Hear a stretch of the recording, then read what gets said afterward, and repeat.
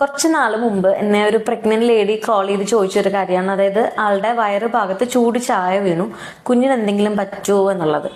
തീർച്ചയായിട്ടും ഈ ഒരു കേസിൽ നമുക്ക് കുഞ്ഞിനൊന്നും പറ്റില്ല, കാരണം കുഞ്ഞ് സേഫ് ആയിട്ട് അമ്നിയോട്ടിക് ഫ്ലൂയിഡിന്റെ അകത്താണ്.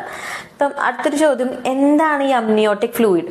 അതൊരു കൗതുകരമായിട്ടുള്ളൊരു കാര്യമാണ്. അതായത് കുഞ്ഞിന്റെ യൂറിൻ തന്നെയാണ് 70 to 80% ഈ അമ്നിയോട്ടിക് ഫ്ലൂയിഡിൽ അടങ്ങിയിരിക്കുന്നത്. അതായത് കുഞ്ഞ് ആ യൂറിൻ swallow ചെയ്യുന്നു, അതന്നെ പാസ് ചെയ്യുന്നു, പിന്നെയും swallow ചെയ്യുന്നു, പാസ് ചെയ്യുന്നു. ഇതിങ്ങനെ ഒരു സൈക്കിളായിട്ടാണ് നടന്നുകൊണ്ടിരിക്കുന്നത്.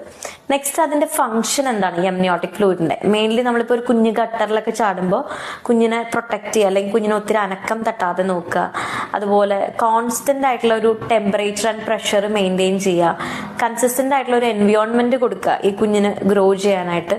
പിന്നെ മെയിൻലി ഇൻഫെക്ഷൻസ് ഒന്നും വരാതിരിക്കാൻ കുഞ്ഞിനെ പ്രൊട്ടക്ട് ചെയ്യുക. ഇതൊക്കെയാണ് ഈ അമ്നിയോട്ടിക് ഫ്ലൂയിഡിന്റെ മെയിൻ ആയിട്ടുള്ള ഒരു ഫംഗ്ഷൻ.